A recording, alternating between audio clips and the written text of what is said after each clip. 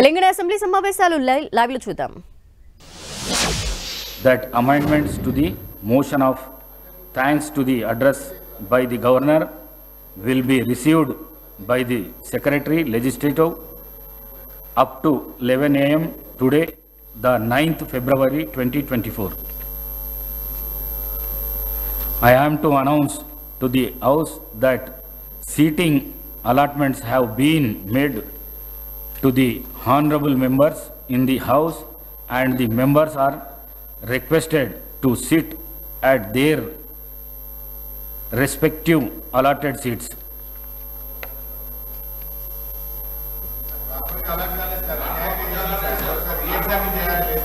All the papers are deemed to have been placed and laid on the table of the House. I requested to Sri Vemula Veeresham to propose motion of the thanks on the governor's address. Motion. Speaker sir, I beg to move that an address be presented to the governor as follows: that the members of Telangana Legislative Assembly at this second session are deeply grateful to the governor for the address which she has been pleased to deliver to the members of 3rd Telangana Legislative Assembly on 8/2/2024. Motion moved. I requested Sri N.M. Srinivas Reddy to second the motion of thanks on the governor address moved by Sri Vemula Veeresham. Speaker sir, I second the motion of thanks on address by the governor as proposed by Sri Vemula Veeresham. Now the discussion on motion of thanks on governor's address. Sri Vemula Veeresham. ధన్యవాదాలు అధ్యక్ష. Governor గారి స్పీచ్కి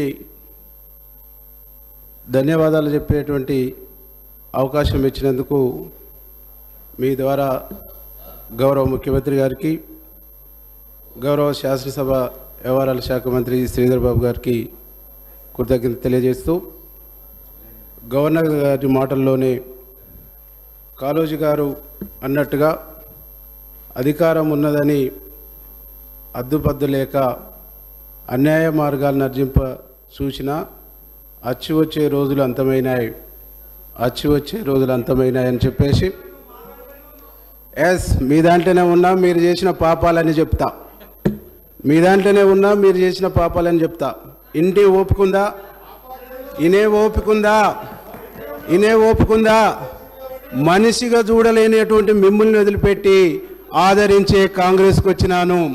అవమానించబడ్డ మీకా నుంచి ఆదరించే కాంగ్రెస్ పార్టీకి వచ్చిన అధ్యక్ష, నన్ను గెలకొద్దు, మిమ్మల్ని గెలికించుకోవద్దు అని చెప్పేసి ఈ సందర్భంగా తెలియజేస్తున్నా అధ్యక్ష. ఈరోజు కాళోజీ గారు మాటల్ని ఒకసారి గుర్తు చేస్తూ, తెలంగాణలో ప్రజాపాలన, తెలంగాణ ప్రజల ఆకాంక్షకు అనుగుణంగా ప్రభుత్వం ఏర్పడినటువంటి ప్రభుత్వం ఇక్కడ ప్రమాణ స్వీకారం చేస్తుండగానే ప్రగతి భవన్ ముళ్ళ కంచెలు బద్దలై తెలంగాణ వచ్చినాడు ప్రజలు ఎలాంటి స్వేచ్ఛతో ఉన్నారో ఇక్కడ కాంగ్రెస్ ప్రభుత్వం ఏర్పడి గౌరవనీయులు పెద్దలు ముఖ్యమంత్రి రేవంత్ రెడ్డి గారు మంత్రివర్గం ప్రమాణ స్వీకారం చేస్తున్నప్పుడు తెలంగాణ సమాజం అంతా స్వేచ్ఛా వాయుల్ని పీల్చుకుందని సగర్వంగా నేను తెలియజేస్తున్నా అధ్యక్ష.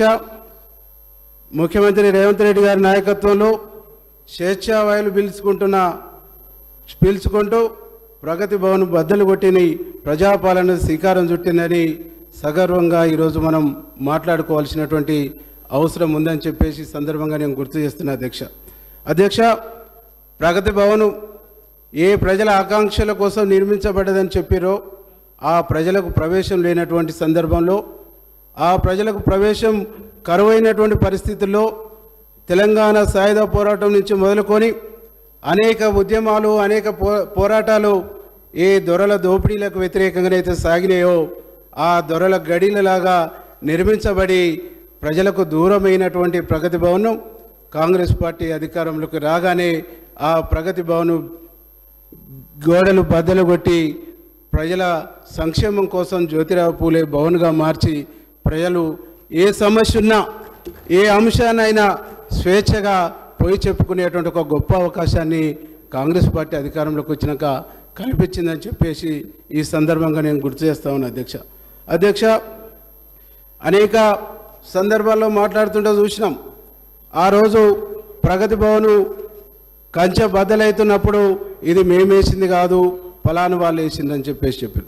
అంటే ఉమ్మడి ఆంధ్రప్రదేశ్ రాష్ట్రంలో అలాంటి వాతావరణం ఉన్నది కాబట్టే తెలంగాణ ప్రజలు కొట్లాడి తెచ్చుకున్నటువంటి ఏర్పాటు చేసుకున్నటువంటి తెలంగాణలో 10 సంవత్సరాల పాటు ఇంకా అదనపు కంచెనేసుకొని పరిపాలన కొనసాగించారు తప్ప ఎందుకు అది తీయాలనే ఆలోచన మీకు రాలేదు, ఎందుకు తొలగించాలనేటువంటి ఆలోచన మీకు రాలేదు, ఎందుకు ప్రజల సంక్షేమం కోసం ప్రజలకు స్వేచ్ఛాయుతమైనటువంటి వాతావరణాన్ని కల్పించాలనే ఆలోచన రాలేదు అని ఒక్కసారి ఆలోచన చేసుకోమని చెప్పేసి ఈ సందర్భంగా నేను గుర్తు చేస్తా ఉన్నా. అధ్యక్ష అనేకం చెప్పారు అధ్యక్ష, రోజు చాలా అంశాలని మాట్లాడుతున్నారు అధ్యక్ష.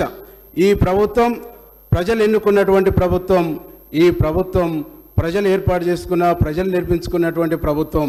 ఈ ప్రభుత్వాన్ని 2 నెలల్లో పడగొడతాం, 6 నెలల్లో పడగొడతాం అధ్యక్ష. ఈ పడగొట్టడానికి కూలగొట్టడానికి ప్రభుత్వ బిల్డింగ్లు కాదు, ప్రభుత్వ భవనాలు కాదు, ప్రజల మనోభావాలు ప్రజల ఆకాంక్షతో ఏర్పడినటువంటి ప్రజల విశ్వాసాలతో ఏర్పడినటువంటి ప్రజల నమ్మకాలతో ఏర్పడినటువంటి ప్రజల 1000 కళ్ళతో ఆశతో ఎదురు చూస్తూ ఆ ప్రజల ఆశలు నెరవేర్చడం కోసం ఏర్పడినటువంటి ప్రభుత్వం అని చెప్పేసి చాలా గర్వంగా చెప్తున్నా అధ్యక్ష. ఇట్లాంటి మాటలు మాట్లాడుతుంటే ప్రజలు మేము ఊళ్ళలో పోతున్నప్పుడు చెప్తుండే అధ్యక్ష, ఏమంటుండంటే దాదాపుగా 10 సంవత్సరాలుగా వీరు చేసినటువంటి దోపిడీ, వీరు చేసినటువంటి అక్రమాలు, వీరు చేసినటువంటి అన్యాయాలు, వీరు చేసినటువంటి మోసాలు, వీరు చేసినటువంటి అనేక అవకతవకలు ఒక్కొక్కటిగా బయటకు వస్తుంది, ఒక్కొక్కటిగా బయటపడుతుంది. కాబట్టి ప్రజలను మైండ్ని డైవర్ట్ చేయడం కోసం, ప్రజలను తప్పుదారి పట్టించడం కోసం, ప్రజల యొక్క దృష్టిని మళ్లించడం కోసం మాత్రమే ఈ పదాలు వాడుతుర్రు, ఈ పదాలు మాట్లాడుతుర్రు అని చెప్పేసి ప్రజలు చాలా స్పష్టంగా అర్థం చేసుకుంటారు, అర్థమవుతుందని చెప్పేసి ఈ సందర్భంగా మీకు గుర్తు చేస్తా ఉన్నా అధ్యక్ష. ఒక్క విషయం ఈ సందర్భంగా మేము గుర్తు చేస్తా ఉన్నా అధ్యక్ష. ఈరోజు తెలంగాణ వచ్చిన తర్వాత తొలి ముఖ్యమంత్రి దళితుడే అన్నారు. ఉప ముఖ్యమంత్రి రాజయ్యను చేసి రాజయ్యను తొలగించి దళిత జాతిని ఘోరంగా అవమానించినటువంటి ప్రభుత్వం గత ప్రభుత్వం అని చెప్పేసి నేను చెప్తా ఉన్నా అధ్యక్ష. రాజయ్యని ఎందుకు తొలగించారు, ఏ కారణం చేత తీసేసిరు, ఏ కారణం చేత పక్కకు పెట్టిరు అనేది ఈనాటికి ఆన్సర్ లేనటువంటి ఒక సందర్భంలో